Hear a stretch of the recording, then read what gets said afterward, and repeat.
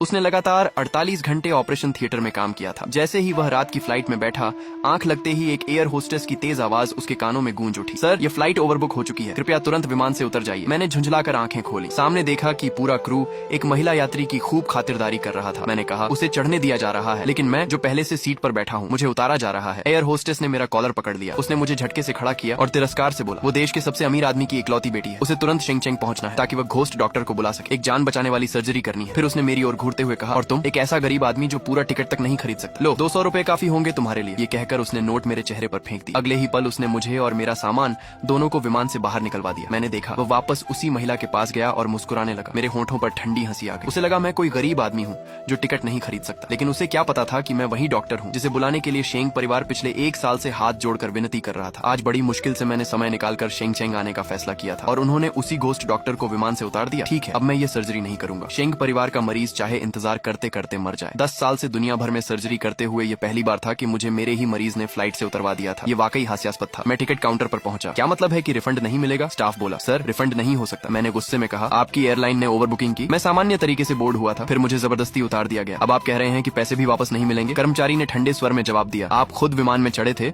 और फिर खुद ही उतरने की जिद करने लगे। इसमें हमारी एयरलाइन की क्या गलती है? अगर हर कोई आपकी तरह बोर्ड करके रिफंड मांगने लगे तो हमारी कंपनी पैसा कैसे कमाएगी? तभी पीछे से जूतों की आवाज सुनाई दी। मैंने मुड़कर देखा, वही घमंडी एयर होस्टेस सामने खड़ा था। वह हंसते हुए बोला, मुझे पता था ये सब तुम ही करोगे। विमान में तमाशा करना काफी नहीं था, अब नीचे उतरकर हमारे कर्मचारियों को भी परेशान कर रहे हो। उसकी नजर मेरे कपड़ों पर गई, जिन्हें मैंने कई दिनों से नहीं बदला था क्योंकि लगातार ऑपरेशन कर रहा था। उसने नाक सिकोड़ ली। मैं सोच रहा था कि विमान में इतनी बदबू कहाँ से आ रही थी। अब समझ आया, ये तो गरीबी की बदबू है जो तुमसे आ रही है। 200 रुपए कम पड़ गए क्या? अब टिकट का पैसा भी ठगना चाहते हो? उसकी ऊंची आवाज सुनकर आसपास लोग जमा होने लगे। एक यात्री बोला, इतनी कम उम्र में ही गलत तरीके से पैसा कमाने की सोच रहा है। दूसरा बोला, एयरलाइन तक को ठगने की कोशिश कर रहा है, इसे दोबारा कभी फ्लाइट में चढ़ने नहीं देना चाहिए। तीसरे ने कहा, हम सब ने सुना है, खुद बोर्ड हुआ, खुद उतरना चाहा और अब रिफंड मांग रहा है। एयरलाइन इसके खिलाफ केस नहीं कर रही, यही इसकी किस्मत है। एयर होस्टेस ने मेरी ओर घूर कर कहा, अच्छी बात है कि सभी लोग हमारी नीयत समझते हैं। सर्विस इंडस्ट्री में काम करते हुए हमें ऐसी परेशानियां झेलनी ही पड़ती हैं। चारों तरफ लोग फुसफुसा रहे थे। सबकी निगाहों में मेरे लिए नफरत थी। मैं भीड़ को चीरते हुए आगे बढ़ा और एक ग्राउंड स्टाफ का हाथ पकड़ लिया। अभी इसी वक्त मुझे रिफंड स्लिप दो। साफ साफ लिखो कि एयरलाइन ने ओवर बुकिंग की और मुझे जबरदस्ती बोर्डिंग से रोका, वरना शेंग परिवार को लगेगा कि मैंने जानबूझकर ऑपरेशन करने से इनकार किया है। ये सुनकर एयर होस्टेस जोर से हंसा। रिफंड? सपने देखना बंद करो। उसने सिक्योरिटी की तरफ इशारा किया, इसे यहाँ से घसीटकर बाहर निकालो। सिक्योरिटी गार्ड मेरी ओर बढ़े। मेरा चेहरा पूरी तरह ठंडा पड़ गया। मैंने उसकी आंखों में देखते हुए कहा, एक दिन तुम्हें इस बात का पछतावा होगा। मैं उसी दिन का इंतजार करूंगा जब तुम मेरे सामने घुटनों के बल बैठकर माफी मांगोगे। वह ऐसे हंसा जैसे उसने दुनिया का सबसे मजेदार चुटकुला सुन लिया हो। फिर उसने मेरे सूटकेस को जोरदार लात मारी। वह सूटकेस पहले ही विमान से फेंके जाने के दौरान टूट चुका था, अब पूरी तरह बिखर गया। अंदर रखी विशेष दवा फर्श पर फैल गई। वह दवा देखकर एयर होस्टेस बोला, ओ, तो तुम खुद भी बीमार हो? कोई हैरानी नहीं कि हर जगह पैसे ठगने की कोशिश कर रहे हो। एक गरीब और मरता हुआ आदमी। तुम्हारे जैसे लोग तो बस ऑक्सीजन बर्बाद करते हैं। बेहतर होगा जल्दी मर जाओ और अगला जन्म ले लो। इतना कहकर उसने दवा पर पैर रख दिया। कुछ ही सेकंड में सारी दवा पाउडर बनकर बिखर गई। वह आखिरी खुराक थी, वही दवा जो शेंग यान को सबसे खतरनाक संक्रमण के द्वार से निकाल सकती थी। अब सचमुच उसके मरने का इंतजार किया जा सकता था, लेकिन एयर होस्टेस को जरा भी पछतावा नहीं हुआ। उसने मेरी तरफ थूकते हुए कहा, मैं तुम्हारे जैसे लोगों को अच्छी तरह जानता हूँ। तुम मिस शेंग का ध्यान खींचना चाहते हो ताकि उनकी दौलत पर पल सको,